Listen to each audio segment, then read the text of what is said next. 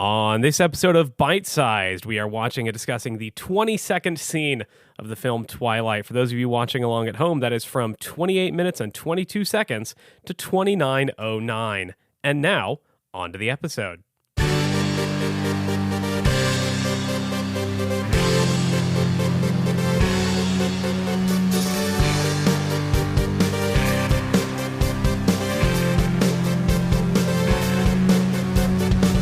Hello and welcome back to yet another episode of Bite Size. Thanks for bearing with me during the break. We are back. We are recording new episodes. We got even more episodes lined up to record, and I'm happy to be back here with you. For those of you joining us for the first time, hello and thank you. My name's Ben Auxier. I am your host. Here's what's going on in the show. I am watching and discussing the movie Twilight, one scene at a time in chronological order with a different guest every week. For them, it usually means getting about 90 seconds of the movie Twilight with zero context and then talking about it for about a half hour. Speaking of guests, joining me today, we have an actor, writer, comedian, a playwright, and the editor of this very podcast, Ben Auxier.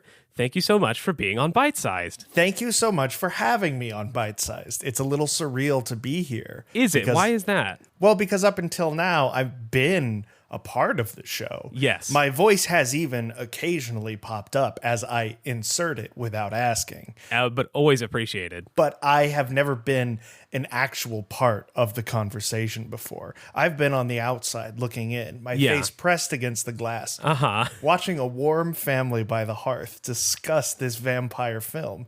And now I'm finally on the inside singing carols of my own. Yeah, we're going to give you a bite of our hot soup. I'm going to bite it. I'm going to bite that soup. I don't think you really need to bite soup. That's just going to click your teeth together in a weird and uncomfortable way. If you're not biting soup, your soup's not thick enough. I guess so. That's a little cooking tip for you there this holiday season, everyone. Thicken your soup so it's nice and toothsome. I'm going to start off this the way I start off every interview, that is by asking you, Ben Auxier, what is your history with the Twilight franchise?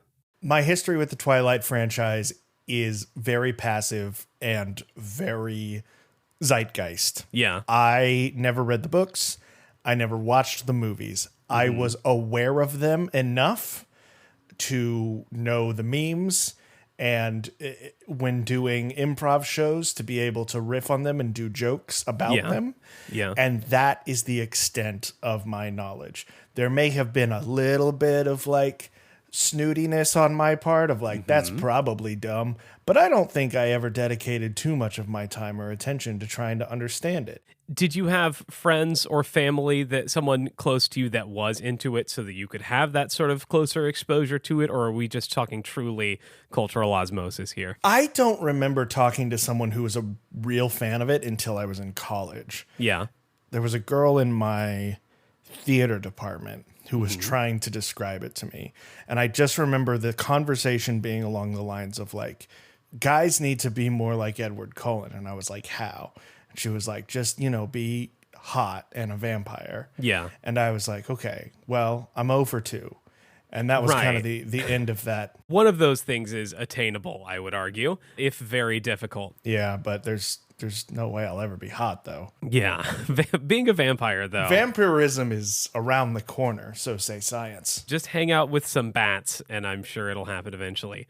You're not a Twilight guy. No. And then I ask you to be part of this Twilight podcast. Yes. What was your initial reaction to that? Yes, my initial reaction was, okay, well, I know my friend Auxier is a funny and talented man, and anything that he wants to get off the ground, I would love to be a part of that. I didn't think too much about the Twilight of it all until I started delving in and actually editing the episodes. And here's the interesting part. Yes. I have still never seen the movies. And so up until this clip, I've been enjoying it as a very slow radio play. I have the clips in my mind that I have now heard many, many times. Yeah. But the images are entirely mental. Really? Yeah, because I haven't sat down to actually look at the stuff. I'm just listening to the clips, and I've been formulating this film in my own brain up until this point. What a fascinating way to experience a film. It is. Because this whole time I've been thinking, wow, what a stupid journey I've set upon for myself and with little to no outside influence.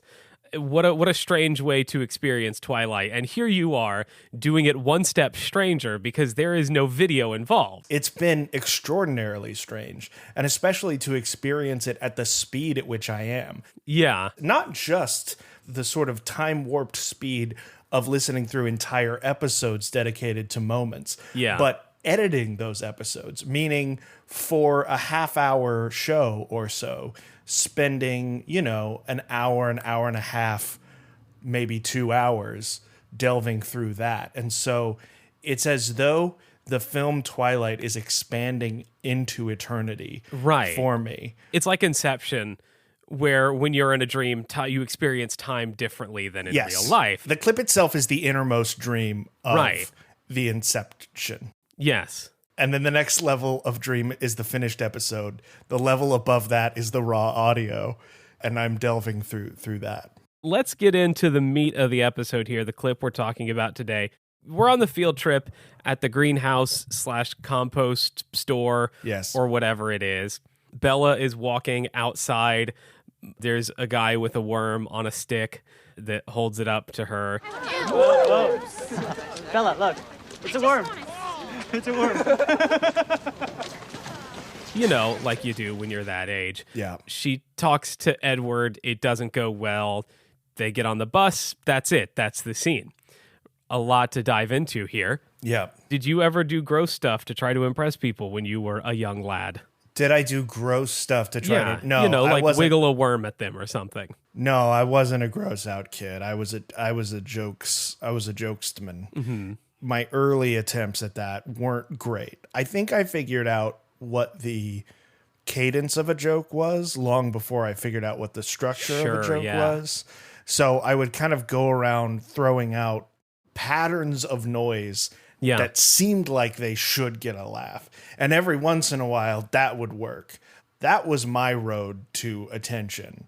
Definitely not worms and stuff. Those are gross. I don't want them. Get them out of my country. Right. How about you? Worms are very important. No, I was also not a gross out. No, I'm not moving on from that. Okay. Get the worms out of my country. They're very important to composting, as we learned in this story. What are you going to do? Okay. Where are you going to send all of our worms? I'm going to send them to Canada. Yeah. They got a lot of forest up there. Just to the nearest border? It's Forrest and Tim Hortons, and they can have either one, so far as I'm concerned. Just get them out of my yard. Okay. We have sidewalks for a reason, and that's for worms to die on. After it rains. I don't know why this is my thing. Yeah. I'm very pro composting. But anti-worm. But anti-worm. I want to find alternatives to worms. I want to make nanobots that'll do the same thing and not be all slimy and have 2 hearts or whatever. Gross. Coming to you next from Ben Auxier, Compost GPT, an AI that breaks down organic matter for you. I was not a gross out kind of kid. I would, I'd like eat paper and stuff if I thought it was funny. Yes. But like holding bugs at people or whatever, or like catching snakes. I knew kids like that who would like grab a lizard and make it bite their ear and hold on like an earring. Oh, well, that was never my jam though. That's just neat. I, like you, was also a jokester kid. Mm-hmm. And I sort of started to learn at an early age sort of how a joke functions. And like if I was hanging out with people and they started making jokes, I would try to figure out what that joke was and then try to do it too. Yes. And I have a lot of memories of being around the age of like, I don't know, 11 or 12-ish, hanging out with my brother and his friends who were all like a year or two older than me, and they would be making a joke, and I would try to make a joke too, and they would all get quiet, and then one of his friends would say, Ben killed the joke, and they said that. To be clear, to my brother and his wife who are listening now, my brother never got in on that. It was always his friends that I tried to impress when I was younger, and the older I get, the more I realize, they were bullying me like the whole time. But Ben killed the joke was a recurring thing for like a couple years. And now joke's on them because I do comedy. Yeah. I figured it out. Now he kills jokes on stage. Now when I kill jokes, it's intentional because I think it's funny to watch the joke die in front of me and see the life go out of its eyes. Just like those useless worms. Just like those goddamn worms. I will say that when the kid holds out the worm, I couldn't tell if it was like a flirty thing or if it was what it was, because it was so lackluster and so bereft of imagination. I mean, he looks excited, but there's nothing to the bit. There's no gimmick. He literally just says, "Look, Bella, a worm," and it's on a stick. And that is that. I mean, sometimes that's all you need. You know, when you're that age, you don't know how to relate to other people. Right. And it seems like showing someone a gross thing is, you know, an interesting thing to do that maybe will make them love you. And that never works. And that's not true. If you're a young person listening to this, that's never... Don't show people gross stuff and then hope that they'll like it. No, they are actually quite annoyed by it. And you're going to look back on one day and regret it. Yeah. Bella walks out to the parking lot of the compost place, and we can see Edward walking very quickly behind her. Yeah. And he eventually catches up and starts off the conversation by saying we shouldn't be friends. Bella, we shouldn't be friends. You really should have figured that out a little earlier. Which makes me wonder, do they think they're friends, or do they think that anything they've done will lead them to become friends? Because in the entire almost half hour that we've seen them interact with each other, it's been weird, uncomfortable conversations that turn hostile almost immediately. There's that sort of attraction, tension that can happen between two people, but it doesn't usually result in just constant insults. It's usually kind of a, well, I'm a little too hot under the collar being near you, so guess I'll go. But these two, just every time they see each other, it's just, hey, fuck you. No, fuck you. Like, go away, leave me alone. I don't want anything to do with you. Stop saving my life, idiot. Yeah.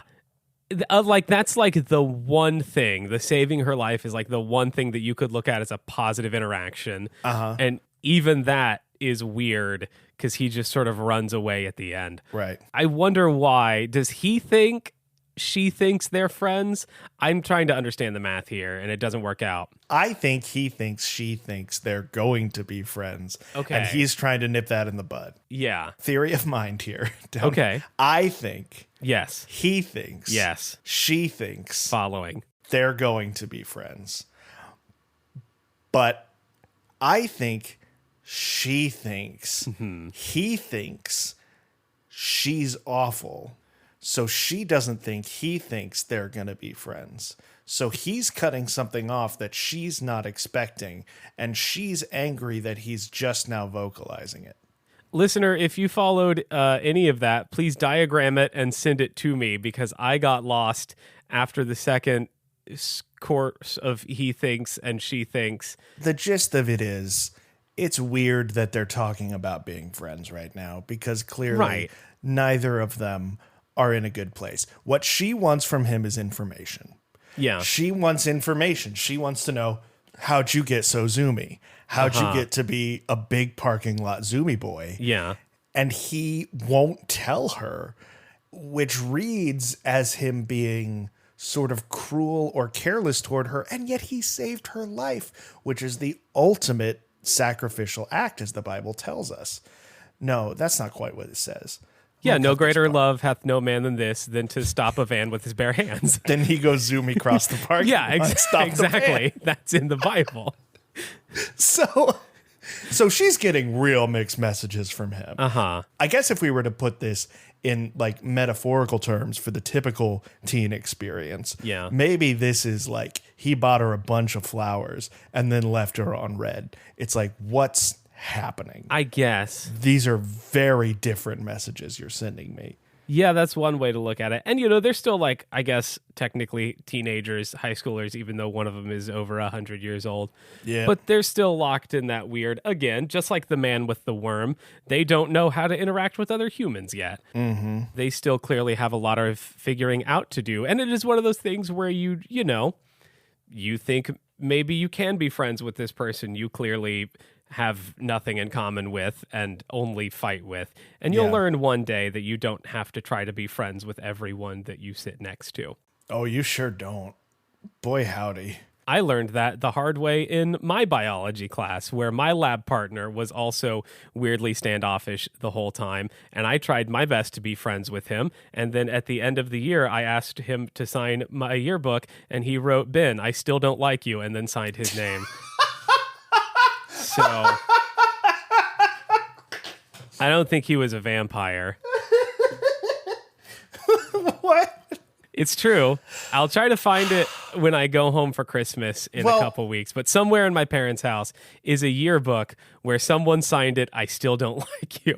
The more I think about it, the more I realize people were mean to me when I was a kid. I was gonna say, man, that's 3 strikes and we gotta talk. This is also the same guy who sent me a Facebook message just sort of starting a conversation one day that completely surprised me because we were not friends on that level. And he asked, it came to an end pretty quickly because he asked how I was doing, and I said good. And he asked if I was, quote, macking on any girls, and I said no. And the conversation sort of ended. I don't think that was him. No, it was. I think that was somebody using his account to get the Mac info. No, I'm pretty sure it was him because that was how he talked. Despite the fact that we were all white homeschoolers. He was just like, hey, man, I know that you and we're not that close, but some things transcend that sort of social relationship. Who you macking? But like, did he really want to know? Because I think it was clear that I wasn't macking on any girls.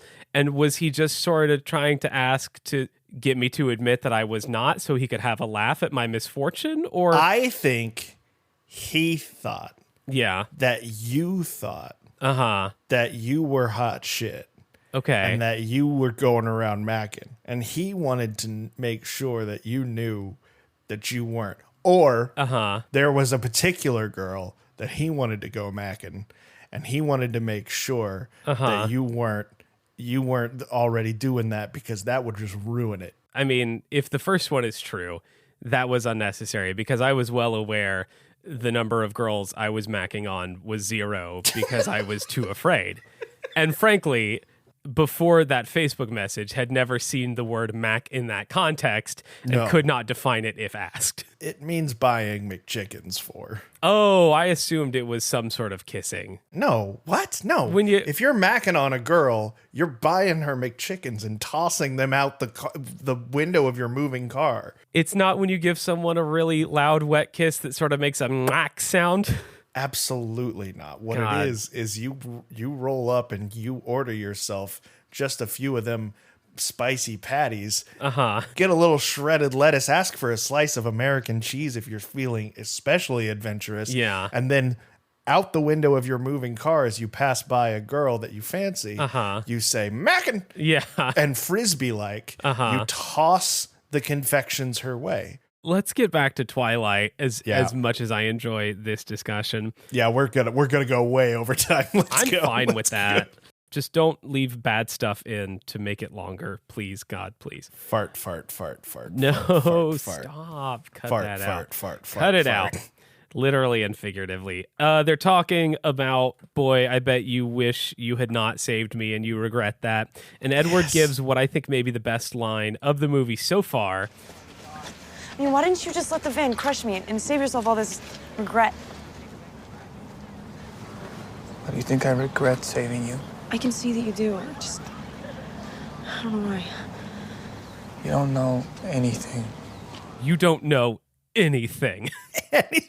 You really, then there's a pause there where you expect him to say something like, "You don't know my thoughts," or "You don't know how I feel." Yes. But he just says, "You don't know anything." You don't know how I've got parking lot zoomies. Mm-hmm. You also don't know how to find the hypotenuse. You also don't know what macking is. You don't know what macking is. You don't know about the Mongolian Empire. Yeah. You don't know how snow is formed in the upper atmosphere. Mm-hmm. You don't know about trains.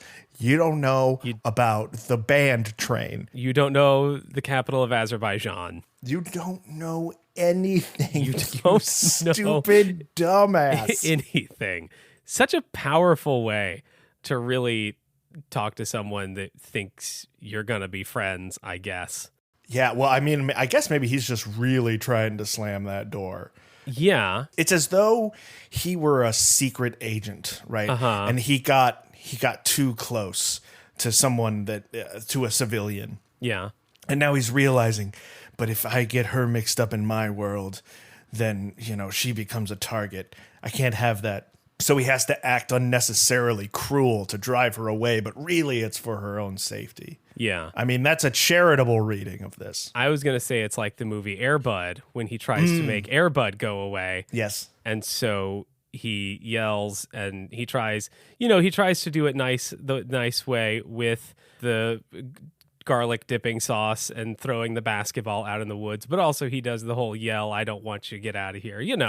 Typical Harry and the Hendersons type behavior. Right. It would be pretty great to have a scene in this movie in which Edward were just yelling at Bella at the edge of the woods, screaming, "Can't you see we don't want you anymore?" I think it would be even better if he took Bella out into the woods and set down a big paper cup of garlic butter dipping sauce and then ran away while she was licking it up.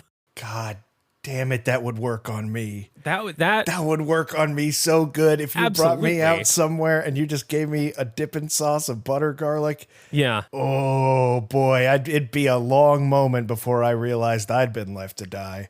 It would work on me in multiple ways because that was always, to me, the saddest part of the movie Air Bud and maybe any movie ever. And still just thinking about it makes me sad. Very sad. I don't get sad at movies unless there's like an animal being abandoned. Then I get very sad.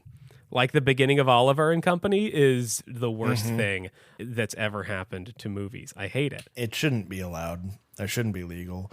You shouldn't get to show cruelty to creatures on a screen unless they're worms. Unless they are worms, in which case you should abandon them across the nearest country line. Shoot them into the sun.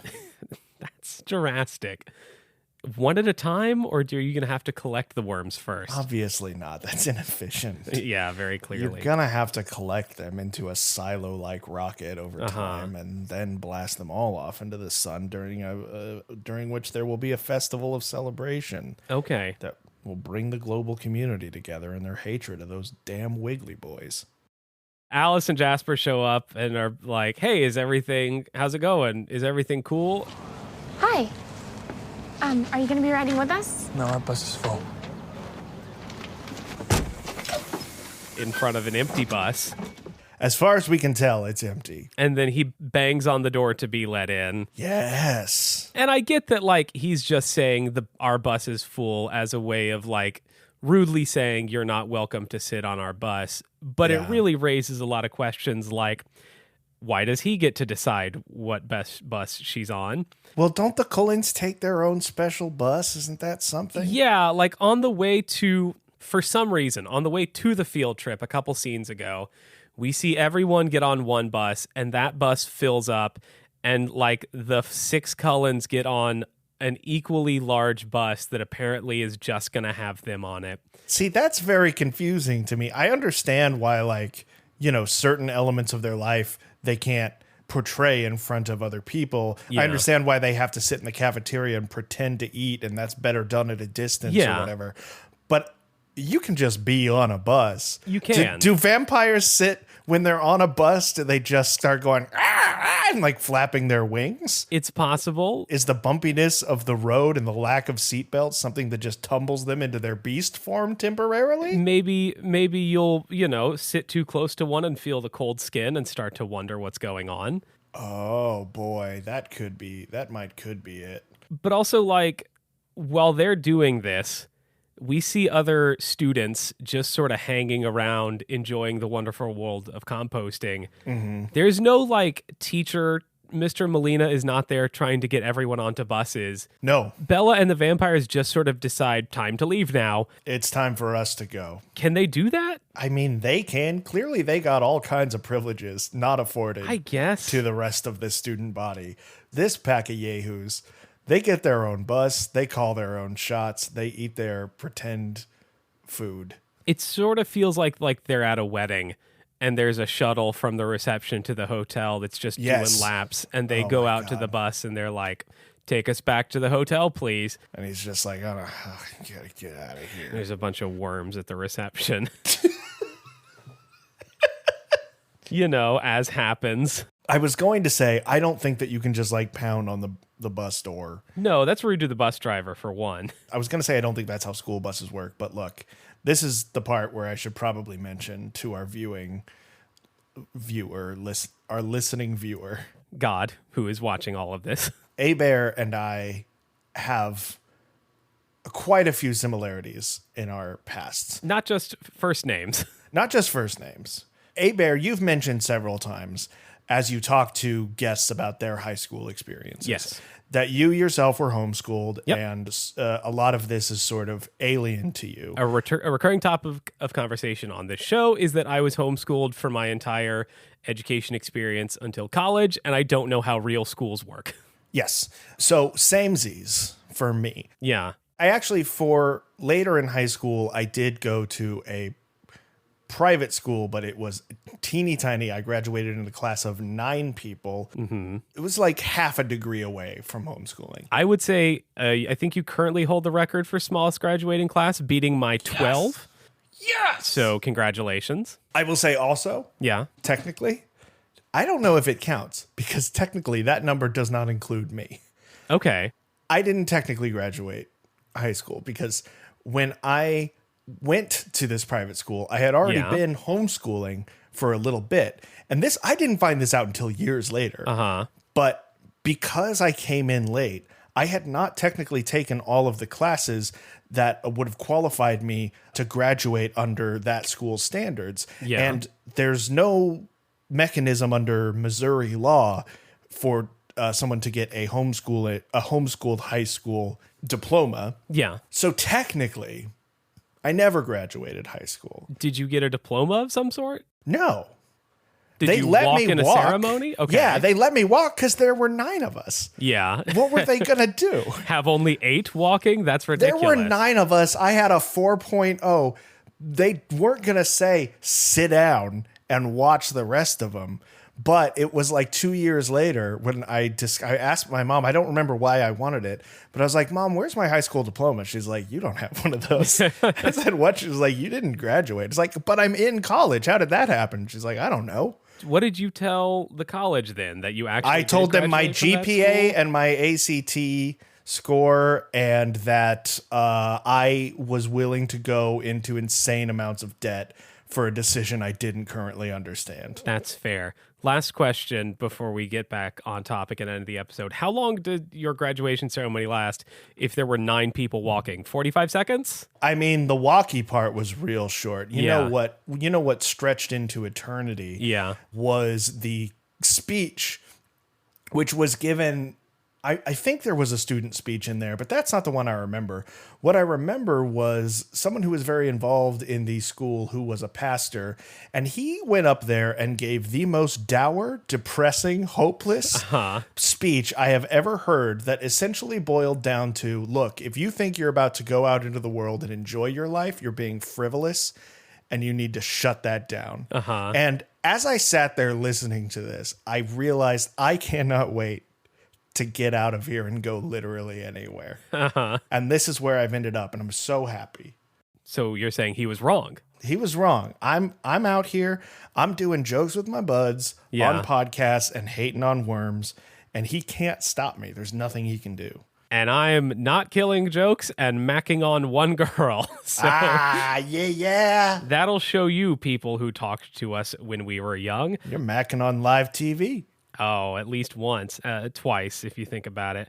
All right, let's wrap things up the way we always do. Last question. If you had to give this this clip a name, what would it be? And this is going to be the name of the episode, so make it good. And you've heard me ask 21 other people this question, so it better be really good.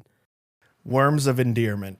Worms of Endearment. Explain that. Well, the thing involves worms. Yeah, it sure does. And it's a fun pun. And in terms of endearment, or like, sweet names and phrases. Yeah, like we shouldn't be friends and you don't know anything. That those in love often exchange, but see what they're exchanging, even though there is some sort of spark or tension in the air, is sort of the opposite of a term of endearment. It's kind of a worm of endearment. It is a worm of endearment, if you think about it. That's deep. I'm going worms of endearment. Yeah, okay, good to know. Ben Auxier, if people like you and your stance on worms and want to find out more about the things that you do in your day-to-day life and professionally, creatively, where can they do that? See, I don't have a good answer for this because I've stopped using social media almost entirely for the sake of my mental health. But I'll just hit you with this. Right now, I've got a show that I really, really love. It's called Script, an AI comedy show. We use, and you've been involved in this, I have. We use a combination of human and bot creativity, and we have actors cold read the scripts that result. It's a lot of fun. We are doing it every month at the Lincoln Lodge in Chicago. You can go to lincolnlodge.com or bit.ly/Lincoln Lodge script and check it out. I would really mean a lot to me if you would come see it sometime. Okay. Anything else you want to promote? Kill those worms, shoot them into the sun. Shoot worms into the sun. And while you're doing that, if you want to follow the show on social media, you can do that at bitesizedpod_ on Instagram and TikTok and Twitter technically, but there's nothing going on there, so why would you? Don't follow the show on Twitter. It's a waste of time, like worms. If you want to reach out to the show and tell us that we did anything wrong or explain Ben's sentences to me, you can send an email to myfavoritetwilightpodcast@gmail.com. I'll read it. If I like it, I may even read it on the show. Thank you very much to my editor, Ben Auxier, who's you right here, right now. Oh, no! For editing this show. Thank you to the band Swimwear Department for their song Mauled to Death that we use as our theme. Give them a listen wherever you listen to music. They were in my Spotify Wrapped recently, so I listen to them more than you. If you like the show, please share it with a friend. Word of mouth is the best way for the show to continue existing and thriving and growing. Just over the last few weeks, as we've been between episode releases, I've still seen the show expand and get listeners in places where there had not been listeners before, and I can't tell you how encouraging that is to me. It is truly the reason I keep doing this dumb thing I decided to do. That is it. That is all we have for today for this episode of Bite Sized. Until next time, as we always say at the end of every episode, you don't know anything. You don't know anything. See you next time.